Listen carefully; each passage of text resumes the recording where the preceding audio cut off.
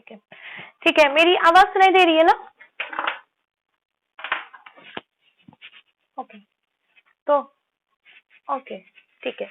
हाँ, तो हम लोग कहाँ थे कि सबसे पहले लिम्फाइड टिश्यू का हम लोग देख रहे थे। तो लिम्फाइड टिश्यू की ग्रोथ सडन ग्रोथ होती है बर्थ के टाइम, 200% ऑफ एडल्ट साइज पहुंच जाता है और फिर धीरे धीरे जैसे जैसे टाइम पीरियड बढ़ता है, मीन जैसे जैसे चाइल्डहुड फेज एडल्टहुड फेज में कन्वर्ट होता है, वैसे वैसे जो है रिग्रेशन होने लगता है लिम्फाइड टिश्यू का।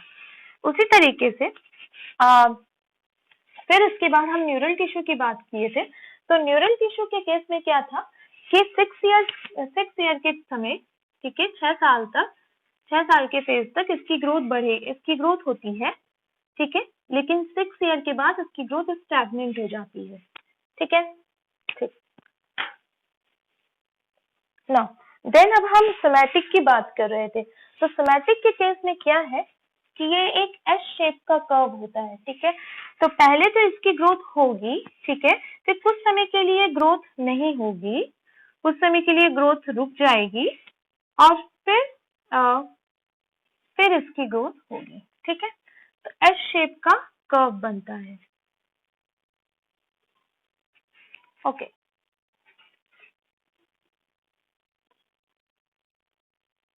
ठीक है, एस शेप का कर्व बनता है, सोमैटिक टिश्यू या जनरल टिश्यू बोल दो, ठीक है, जिसमें बाकी सारे ऑर्गन सिस्टम आते हैं, ठीक है।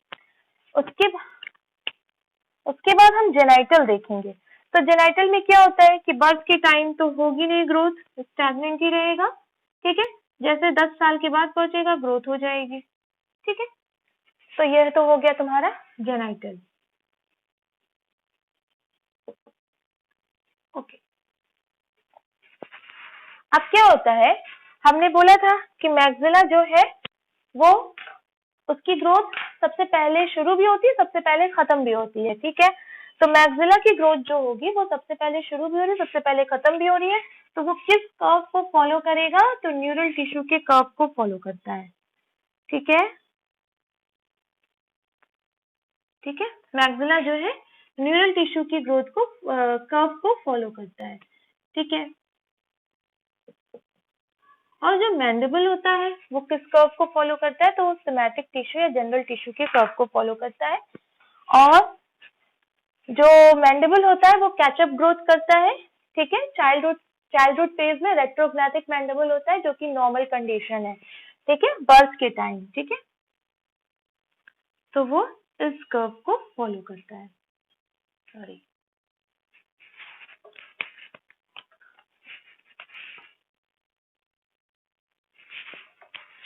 Okay, this is the mandible,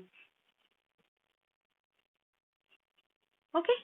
तो मैंडिबल क्या करता है? कैचअप ग्रोथ करता है, ठीक है। और मैक्सिला जो है न्यूरल टिश्यू के ग्रोथ कर्व को फॉलो करता है। तो ये हो गया स्कैमेंस का ग्रोथ कर्व, ओके। नाउ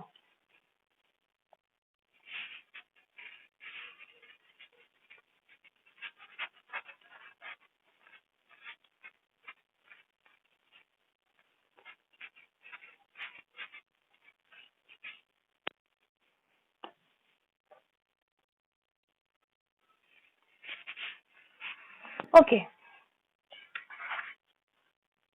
ना अब हम लोग देखेंगे कि हम लोग जैसे ये ग्रोथ हो रही है ना, ये जितनी भी ग्रोथ हो रही है, ठीक है, उसकी स्टडी कैसे करते हैं, ठीक है, कैसे हम लोग स्टडी करेंगे। तो सबसे पहले जो स्टडी हो गई वो तो तुम्हारा एक्सरे के थ्रू ही हो जाएगा, ठीक है। लैटरल सिफेलोग्राम है या हैंड रिस्ट की रेडियोग्राफ होती है, ठीक है। तो सिफेलोमेट्री और हैंड रिस्ट रेडियोग्राफी हम आगे पढ़ेंगे, ठीक है। इसके थ्रू हम लोग पता लगा लेते हैं कि ग्रोथ कितनी हुई है और उसी हिसाब से फिर हमें जो भी मायोफंक्शनल अप्लायंसेस देने होते हैं, ठीक है, वो सब दे सकते हैं। ग्रोथ इसीलिए हम ग्रोथ को पढ़ते हैं ताकि हमको सही समय पता लग सके कि किस टाइम हमें कौन सा अप्लायंस देना है, ठीक है। मायोफंक्शनल अप्लायंसेस होते हैं, ऑर्थोपेडिक अप्लायंसेस होते हैं, ढेर सारे अप्लायंसेस होते हैं, ठीक है। तो टाइम पता लगे इसलिए हम इसकी स्टडी करते हैं, ग्रोथ एंड डेवलपमेंट की। और सबसे अच्छा जो तरीका है सिफेलोमेट्री है, लैटरल सिफेलोग्राम, जिसके थ्रू हम पता लगाते हैं कि ग्रोथ कितनी हुई है और कितनी बाकी है, ठीक है। उस हिसाब से हम अपनी ट्रीटमेंट प्लानिंग जो है, ट्रीटमेंट की प्लानिंग करते हैं। और हैंड रिस्ट रेडियोग्राफ भी हमें बताता है, ठीक है, हैंड रिस्ट रेडियोग्राफ। ओके, ये हम आगे पढ़ेंगे। ओके, फिर फिर जो होती है ना वाइटल स्टेनिंग होती है। तो वाइटल स्टेनिंग में क्या होता है कि इसकी जो डिस्कवरी की थी वो बेल्चियर ने की थी, ठीक है, वाइटल स्टेनिंग, ठीक है, वाइटल स्टेनिंग, ठीक है, ठीक है। इन्होंने इसकी डिस्कवरी की थी वाइटल स्टेनिंग की। इन्होंने देखा था कि कुछ जो हर्बीवोरस एनिमल है उन्होंने कुछ मैडर प्लांट जो है ईट कर लिए थे, ठीक है, और इसके कारण जो था उनके स्कल में जो है स्टेनिंग हो गई थी, पिगमेंटेशन हो गया था, ठीक है, स्टेनिंग हो गई थी। तो इसी तरीके से उन्होंने डाई का मतलब इस टेक्निक का यूज करके वो जो है ग्रोथ एंड डेवलपमेंट के बारे में स्टडी करते थे कि कितनी ग्रोथ हुई है, कितनी ग्रोथ नहीं हुई है। तो उसमें से कुछ डाई है जिसका नाम है जैसे नाम है एलिजेरिन रेड 5, ठीक है, एलिजेरिन रेड 5, ओके, टेट्रासाइक्लिन, जिसमें से मैं कुछ लिख रही हूँ, ठीक है, बाकी बुक में है। टेट्रासाइक्लिन है, लेड एसीटेट है, ठीक है, ये सब डाई है जिसका यूज हम लोग करके पता कर सकते हैं कि कितनी ग्रोथ हुई है और कितनी ग्रोथ बची हुई है, ठीक है, इसके बारे में हम जान सकते हैं, ठीक है। ओके, तो ये तो पूरी जनरल स्टडी हो गई ग्रोथ एंड डेवलपमेंट की। अब हम लोग जो आज पढ़ेंगे, ठीक है, वो ये पढ़ेंगे कि बोन की ग्रोथ कैसे होती है, ठीक है, उसका मैकेनिज्म, ठीक है, बोन फॉर्मेशन, ठीक है, जो कि सबसे ज्यादा इंपॉर्टेंट है, बोन फॉर्मेशन।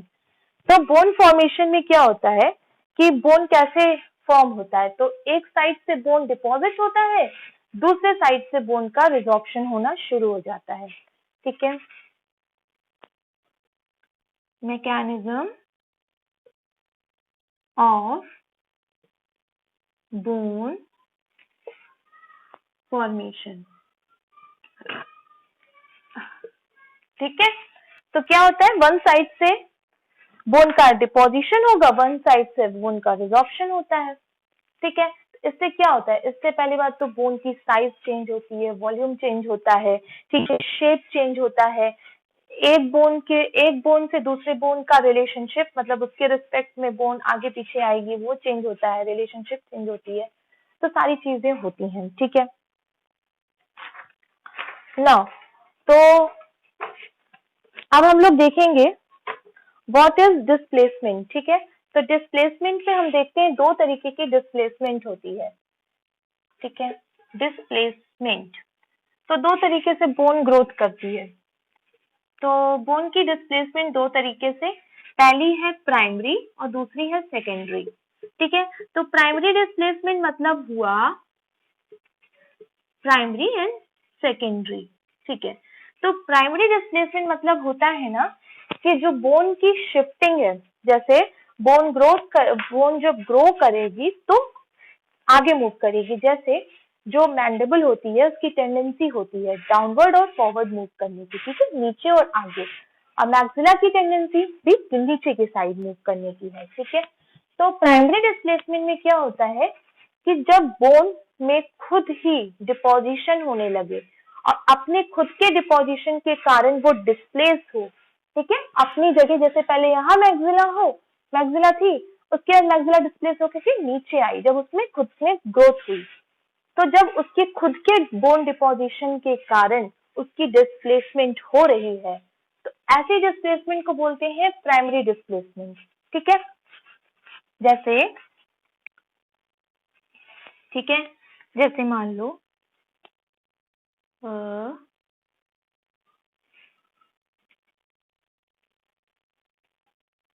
ठीक है, मान लो ये मैक्सिला की बोन है, ठीक है, मैक्सिला की बोन है। अब इस मैक्सिला की बोन पे क्या हो रहा है कि यहाँ पे डिपोजिशन हो रहा है, ठीक है, बोन का, ठीक है, बोन का डिपोजिशन हो रहा है। इसके खुद के डिपोजिशन के कारण ये क्या कर रही है, जो इसके ऊपर की जो जाइगोमेटिक बोन है, ठीक है, उसे ये धक्का दे रही है, प्रेशर डाल रही है, ठीक है, ठीक है, उस पे ये प्रेशर डाल रही है और प्रेशर डालने के कारण ये खुद नीचे डिस्प्लेस हो रही है। ऐसी डिस्प्लेसमेंट को प्राइमरी डिस्प्लेसमेंट बोलते हैं। और सेकेंडरी डिस्प्लेसमेंट में क्या होता है कि जब जो ये जाइगोमेटिक बोन है, ठीक है, ये मैक्सिला की बोन मान लो है, ठीक है, ठीक है, तो ये जो जाइगोमेटिक बोन है, अब इस सेकेंडरी डिस्प्लेसमेंट में क्या होता है कि इस जाइगोमेटिक बोन पे बोन का डिपोजिशन हो गया, ठीक है, ठीक है, अब इसके डिपोजिशन के कारण ये मैक्सिला पे प्रेशर डालेगी, ठीक है, तो इसके डिपोजिशन के कारण जब मैक्सिला पे प्रेशर पड़ा और इसके कारण मैक्सिला नीचे जा रही है, ठीक है, तो इस ऐसी डिस्प्लेसमेंट को बोलते हैं सेकेंडरी डिस्प्लेसमेंट, ठीक है। तो एक केस में तो यह है कि मैक्सिला खुद के डिपोजिशन के कारण नीचे आ रही है, तो ऐसी डिस्प्लेसमेंट को प्राइमरी डिस्प्लेसमेंट बोलते हैं। और सेकेंडरी डिस्प्लेसमेंट में क्या है कि मैक्सिला में कोई डिपोजिशन नहीं हो रहा है, उसके एडजेसेंट जो बोन है उसमें डिपोजिशन हो रहा है और वो एडजेसेंट बोन मैक्सिला को प्रेशर डाल रही है, धक्का दे रही है ताकि वो नीचे की साइड मूव करे। तो ऐसी डिस्प्लेसमेंट को हम बोलते हैं सेकेंडरी डिस्प्लेसमेंट, ठीक है।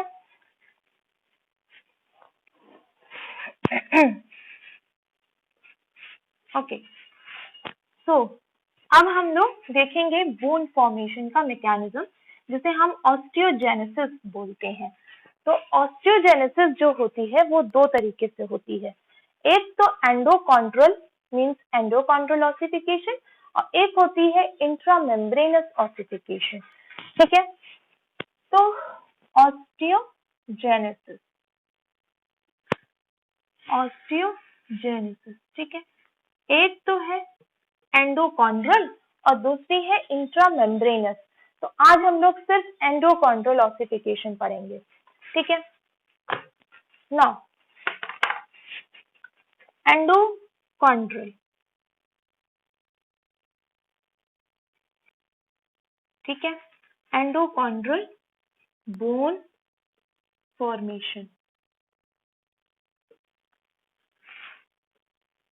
तो नाम से क्लियर है, एंडोकॉन्ड्रल मींस कार्टिलेज के अंदर होगी, ठीक है, कार्टिलेज का एक मॉडल तैयार होगा और वही मॉडल धीरे धीरे बोन में कन्वर्ट हो जाएगी, ठीक है। ना एंडोकॉन्ड्रल बोन फॉर्मेशन, तो ये कौन से उसमें होती है, तो हम देखेंगे ये जो है 2 मंथ, जब फीटल जो है 2 मंथ का होता है, मीन्स 2 मंथ इंट्रायूट्रिन लाइफ, ठीक है, तब ये फॉर्मेशन होना शुरू हो जाता है, मीन्स तब इस तरीके का ऑसिफिकेशन होना शुरू हो जाता है, ठीक है। ये 2 मंथ इंट्रायूट्रिन लाइफ, ठीक है। तुम लोग चाहो तो पेन कॉपी ले लो, मैं जो डायग्राम बनाऊंगी वो डायग्राम तुम लोग ड्रॉ कर सकते हो, ठीक है, और बहुत सिंपल डायग्राम है, बुक में ये डायग्राम नहीं दिया हुआ है, ठीक है, तो चाहो तो ड्रॉ कर सकते हो। तो फीटल है, fetal 2 month of fetal, 2 month of intrauterine life में एंडोकॉन्ड्रल बोन फॉर्मेशन होना शुरू होता है, ठीक है। इसमें कौन सा कार्टिलेज जो है बोन फॉर्मेशन करता है, तो हाइलिन कार्टिलेज, ये सबसे ज्यादा ध्यान देंगे कि हाइलिन कार्टिलेज, ठीक है, hyaline cartilage, hyaline cartilage, okay, hyaline cartilage में ही बोन फॉर्मेशन शुरू होता है। और इसमें स्कल से नीचे जितनी बोन होती है, ठीक है, एक्सेप्ट क्लैविकल, ठीक है, स्कल से नीचे जितनी बोन होती है सभी बोन का फॉर्मेशन इस प्रोसेस के थ्रू होता है, क्लैविकल को छोड़ करके, ठीक है, ओके। अब इसमें क्या होता है ना, इसमें क्या होता है कि एक कार्टिलेज का मॉडल होता है, मींस जैसे बोन का स्ट्रक्चर क्या हम लोग ड्रॉ करते हैं जनरली, कुछ ऐसा ही ड्रॉ करते हैं, ठीक है, ऐसा ही ड्रॉ करते हैं। तो ये जो स्ट्रक्चर है ना बोन का, ये पहले से ही मतलब इसका स्ट्रक्चर पहले से ही है, और ये जो स्ट्रक्चर है ये कार्टिलेज के फॉर्म में है, ठीक है। तो उसको हम बोलते हैं कार्टिलेज मॉडल। तो कार्टिलेज मॉडल में क्या है कि ये है कार्टिलेज मॉडल, ठीक है, कार्टिलेज मॉडल है, ठीक है। इसमें क्या है कि ढेर सारे कॉन्ड्रोसाइट सेल्स होंगे, ठीक है। कॉन्ड्रोसाइट सेल्स जो होते हैं क्या करते हैं, तो हाइलिन को सिक्रीट करने का काम करते हैं, ठीक है। ओके, तो अच्छा, इसकी जो आउटर मोस्ट कवरिंग होती है उसे हम पेरिकॉन्ड्रियम बोलते हैं, ठीक है, पेरिकॉन्ड्रियम। ओके, अब क्या होता है ना, अब क्या होता है देखो, अब क्या होता है कि धीरे धीरे पेरिकॉन्ड्रियम जो होती है ना वो वेस्कुलराइज होने लगती है, ठीक है, ब्लड वेसल आने लगती है उसके पास,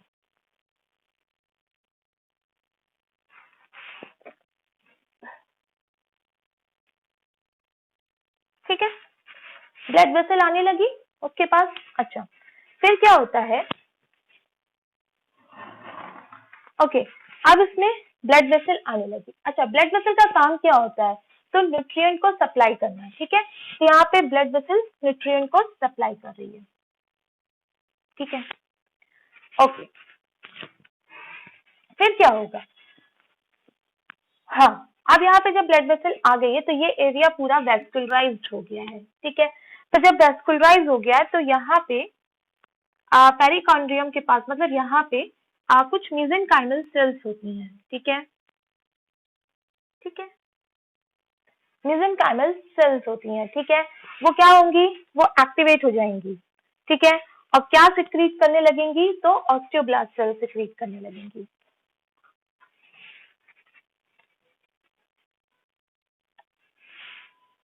ठीक है।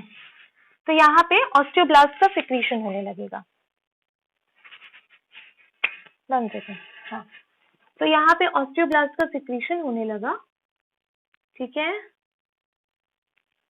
ऑस्टियोब्लास्ट सेल्स क्या फॉर्म करने लगेंगे, तो धीरे धीरे धीरे धीरे बोनी मैट्रिक्स को फॉर्म करेंगे, ठीक है। और ये क्या बनाएगा, ये पेरिफेरल रीजन में है, ठीक है, बोन कॉलर का फॉर्मेशन करेगा, ठीक है। बोन कॉलर मीन्स ये जो डिपोजिशन है ना, जैसे ये मेसेंकाइमल सेल्स हैं, ये मेसेंकाइमल सेल्स हैं, ये मेसेंकाइमल सेल्स जो हो गई हैं स्टिमुलेट हो गई हैं, किससे, ये ब्लड सेल्स ब्लड वेसल्स जो है इनको न्यूट्रिशन दे रहे हैं, जिसके कारण ये पूरा एरिया वेस्कुलराइज्ड हुआ, और जिसके कारण मेसेंकाइमल सेल एक्टिवेट हुई। एक्टिवेट करके क्या किया इन्होंने, बोन फॉर्मिंग सेल, क्योंकि ये मेसेंकाइमल स्टेम सेल्स है ना, तो ये अपने आप को कन्वर्ट कर सकती हैं। तो ये कन्वर्ट की किसमें, अपने आप को ऑस्टियोब्लास्ट सेल्स में, और ऑस्टियोब्लास्ट सेल्स ने क्या किया, ऑस्टियोब्लास्ट सेल्स ने बोनी मैट्रिक्स बनानी शुरू की, ठीक है। अब जो बोनी मैट्रिक्स है वो यहाँ कॉलर के फॉर्म में, ठीक है, जो भी ऑस्टियोब्लास्ट बने, ये मेसेंकाइमल सेल्स ने जो भी ऑस्टियोब्लास्ट बनाए वो यहाँ पे डिपॉजिट हो गए। कहाँ डिपॉजिट हुए, तो डायाफाइसिस रीजन में, ठीक है, ये डायाफाइसिस रीजन है किसका, तो बोन का, ठीक है। बोन के डायाफाइसिस रीजन में ये सारे ऑस्टियोब्लास्ट सेल्स डिपॉजिट हो गए, और ये धीरे धीरे क्या सिक्रीट किया, तो इन्होंने जो है कुछ बोनी मैट्रिक्स का फॉर्मेशन किया। और ये क्या है जो ब्लू कलर से है, ये है तुम्हारा बोन कॉलर, और ये बोन कॉलर जो है ये इसको चारों तरफ से सराउंड करता है, ठीक है, इसको चारों तरफ से सराउंड करता है, ठीक है। तो क्या होगा, अच्छा, ये जो एरिया है ना, ये जो बीच वाला एरिया है, इसको हम लोग बोलते हैं प्राइमरी ऑसिफिकेशन सेंटर, ठीक है, ये ध्यान देंगे, इसको हम बोलते हैं प्राइमरी ऑसिफिकेशन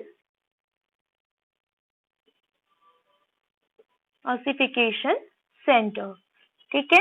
और एपिफाइसिस जो रीजन है, ये दोनों जो रीजन है ना, ये एंड ये जो ऊपर और नीचे का रीजन है, यहाँ पे हाइलीन कार्टिलेज ही रहती है अभी, ठीक है, हाइलीन कार्टिलेज ही रहती है। ओके,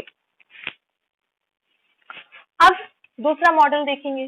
ये पहला मॉडल हो गया, फर्स्ट स्टेप। अब सेकंड मॉडल, सेकंड में क्या होगा, 1 सेकेंड।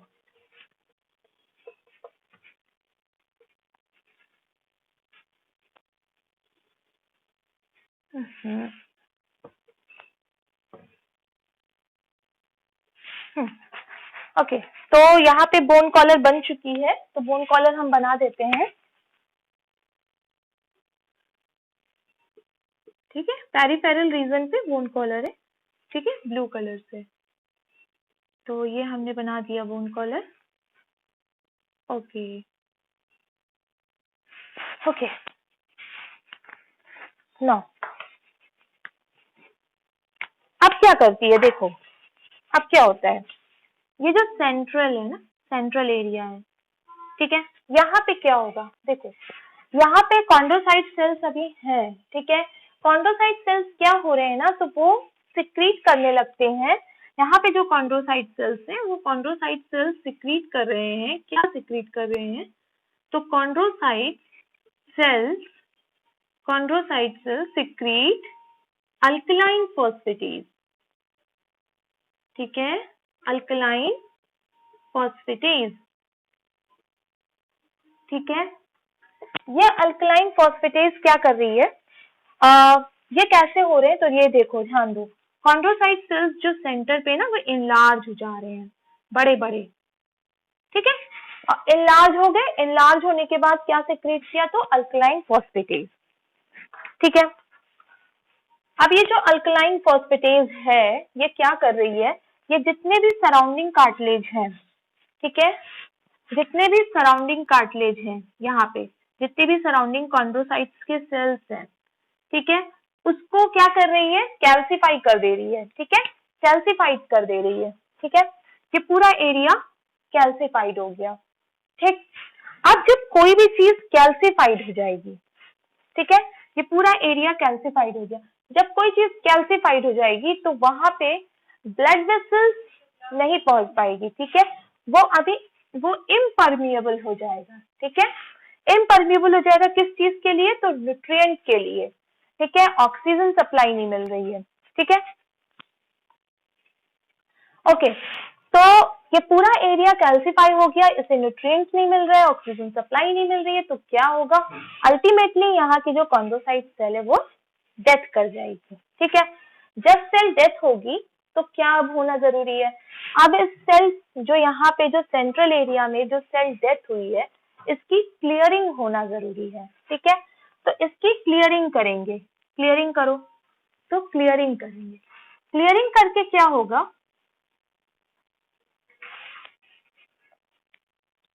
क्लियरिंग करने पे क्या होगा कि बीच में एक कैविटी लाइक फॉर्मेशन हो जाएगा, ठीक है, ठीक।